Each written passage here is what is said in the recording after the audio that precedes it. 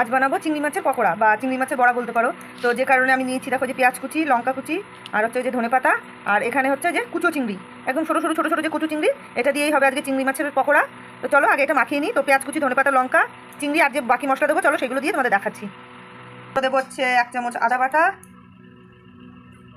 রসুন বাটা, আর দেবো স্বাদ মতো লবণ, আর দেবো পরিমাণ মতো হলুদ, আর দেবো অল্প একটু তেল। এবার এটাকে ভালো করে হচ্ছে মেখে নেব।